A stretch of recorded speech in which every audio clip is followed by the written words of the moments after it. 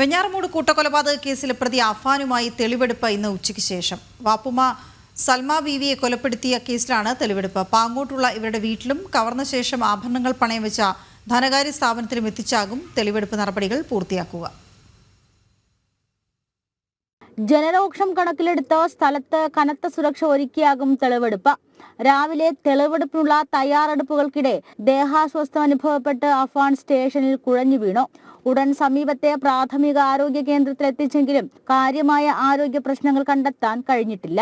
തെളിവെടുപ്പ് തടസ്സപ്പെടുത്തുന്നതിനുള്ള പ്രതിയുടെ കരുതിക്കൂട്ടിയുള്ള നീക്കമായാണ് പോലീസ് ഇതിനെ കാണുന്നത്. ഇന്ന് തെളിവെടുപ്പ് പൂർത്തിയാക്കിയ ശേഷം അഫാനെ കോടതിയിൽ ഹാജരാക്കും. തുടർന്ന് നാളെ മെഡിക്കൽ കോളേജ് ആശുപത്രിയിലേക്ക് അഫാനെ മാറ്റും. അഫാന്റെ മാനസിക നില പരിശോധിക്കുവാൻ വേണ്ടി നേരത്തെ വിദഗ്ധ മെഡിക്കൽ ബോർഡിനെ നിയോഗിച്ചിരുന്നു. മാനസിക വിദഗ്ധർ അഫാനുമായി വീണ്ടും സംസാരിക്കും. നിലവിൽ ഇതുവരെ മാനസിക അസ്വസ്ഥതകളൊന്നും അഫാൻ ഇല്ല എന്നാണ് മെഡിക്കൽ ബോർഡ് കണ്ടെത്തിയിട്ടുള്ളത്. അതേസമയം അഫാന്റെ അനിയൻ അഫ്സാൻ മരിച്ച വിവരം ഉമ്മ ഷെമിയെ അറിയിച്ചിട്ടുണ്ട്. ആത്മഹത്യ എന്നാണ് ഷെമിയോട് പറഞ്ഞിരിക്കുന്നത്. ഷെമി ആദ്യം നൽകിയ മൊഴിയിൽ തന്നെയാണ് ഉറച്ചു നിൽക്കുന്നത്. അഫാന്റെ ആദ്യ കേസിലെ കസ്റ്റഡി കാലാവധി നാളെ അവസാനിക്കുന്നതോടെ മറ്റു കേസുകളിൽ കസ്റ്റഡി അപേക്ഷ നൽകാനൊരുങ്ങുകയാണ് വെഞ്ഞാറമൂട് പോലീസ്. ജനം, തിരുവനന്തപുരം.